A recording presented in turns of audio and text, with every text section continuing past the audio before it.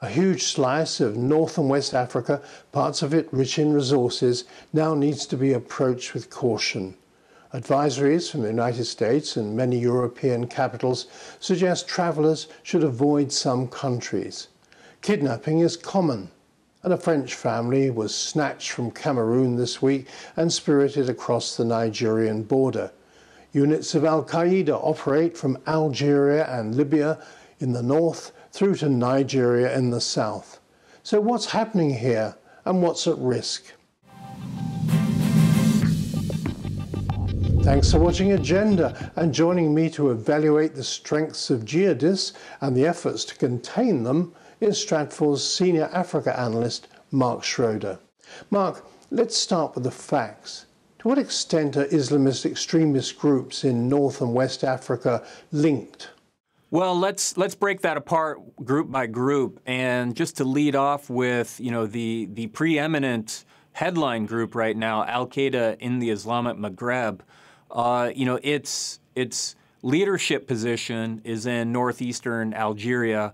However, its forward location is in northern Mali, where, of course, it is fighting a defensive style guerrilla conflict against the French and other African forces that have intervened in Mali.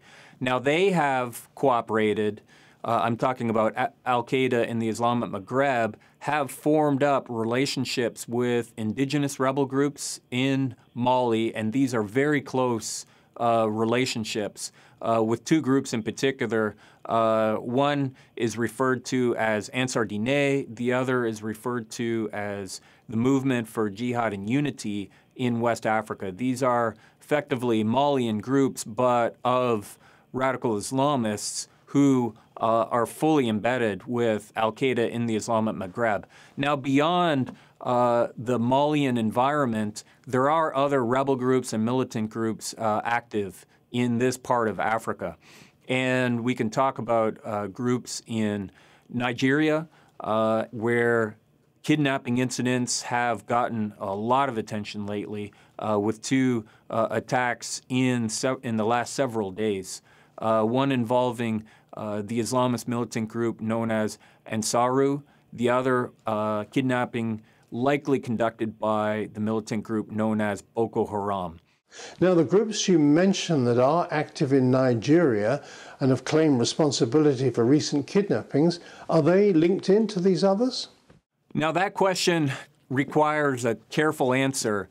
There are elements of these Islamist militant groups in northern Nigeria who have had a relationship with Al-Qaeda in the Islamic Maghreb. And that relationship is one of personnel who have traveled to Mali or territory under the control of Al-Qaeda in the Islamic Maghreb to interact, to learn, to exchange notes and training programs from Al-Qaeda in the Islamic Maghreb for use in northern Nigeria. But as far as a relationship that is, say, a merger or an alliance or cooperating on a large scale between the groups, that is not yet the case.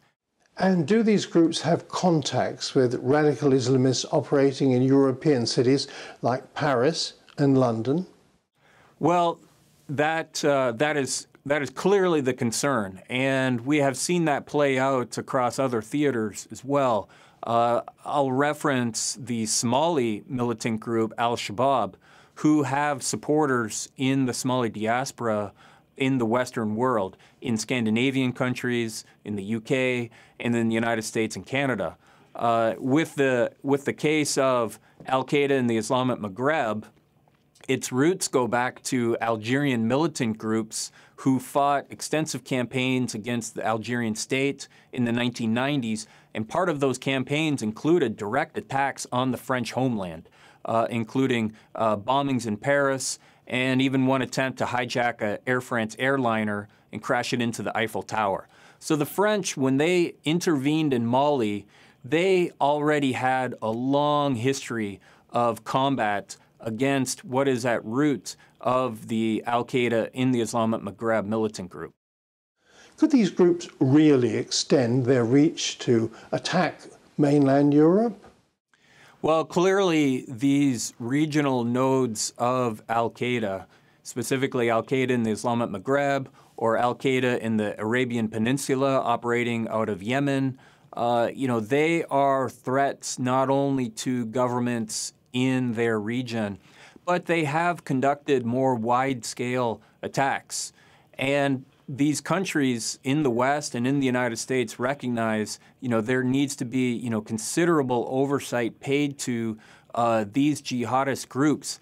A failure to do so could lead to a terrorist incident, even if not on a sustained level, but still could be a significant threat to its interests. In the case of al-Qaeda in the Islamic Maghreb, even though that jihadist group has never attacked the United States directly and does not possess a capability to attack the United States, it can impact American interests in the West African region. It can impact American allies, notably the French.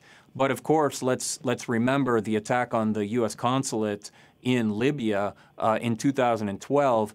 Not only was it burned to the ground, but its ambassador was killed there as well by affiliates of al-Qaeda in the Islamic Maghreb. Let's move south and spend a couple of minutes on Nigeria, Africa's most populous country, where we've seen terrorist attacks and recent kidnappings.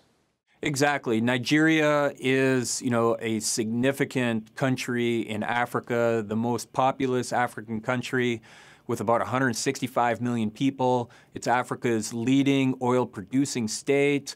It generates upwards of 2.5 million barrels of oil a day. It's a significant African player. But because of some of those attributes, it also faces, considerable competition and rivalry inside the country to control those resources and those assets. And there has been a history of using militancy to control politics. As recently as a few years ago, in the oil-producing Niger Delta region, we saw extensive militancy conducted by groups like the Movement for the Emancipation of the Niger Delta. And effectively, these groups would attack oil pipelines and kidnap oil workers to hold that oil resource hostage so that the other power players in Nigeria would basically yield and give them political prominence. What we're seeing today in northern Nigeria is a similar campaign, however, by aggrieved northerner Nigerians displeased, totally opposed to the government of President Goodluck Jonathan, who hails from the Niger Delta. And they are using very similar practices of militancy, slightly different tactics, but overall the objective of using militancy to undermine confidence in the government and to basically make the country, certainly the northern part of the country, ungovernable, to the point that the Jonathan administration backs down from power. And all eyes are on the country's 2015 national elections and effectively a showdown between Jonathan supporters in the south and northerner opponents using effectively terrorism to destabilize the federal government. A frightening prospect. Now, it's been the French that have taken the lead in trying to rub out some of these groups. But is President François Hollande in this for the long term? Well, so far, France has been very successful at achieving its military taskings in northern Mali. But the stage of conflict that we are in right now in northern Mali has transitioned to a guerrilla-style conflict. And al-Qaeda in the Islamic Maghreb and its Malian proxies have withdrawn from its forward locations in towns such as Timbuktu and Gao, even Kidal in the north, and basically have pulled their forces and their defenses into a mountainous chain called the Kidal Mountains bordering Algeria, and from there have launched guerrilla-style attacks against the French and Allied forces in that part of the country. And we have also seen guerrilla-style attacks, including suicide bombers and improvised explosive devices in Gao town, where the French and other Allied forces are patrolling. And so the Hollande administration does not want to stay forever in Mali. and would prefer to transition its French-led operation to an African-led operation. But determining the appropriate time to make that transition, drawing down French, but at the same time not undermining security and stability, basically relying on African forces to boost their presence, that timing is still up in the air. It all sounds too familiar. Shades of Afghanistan. France has long experience, being confronted by terrorists such as Al-Qaeda in the Islamic Maghreb, and it knows that it holds, considerable political and economic interests in this part of Africa that have to be protected. Just next door to Mali is extensive uranium mining deposits that France relies heavily on to feed its nuclear power plants at home. Well, Mark, there's much more we could discuss, but we'll have to leave it there. Mark Schroeder, ending agenda for this week. Thanks for being with us, and bye for now.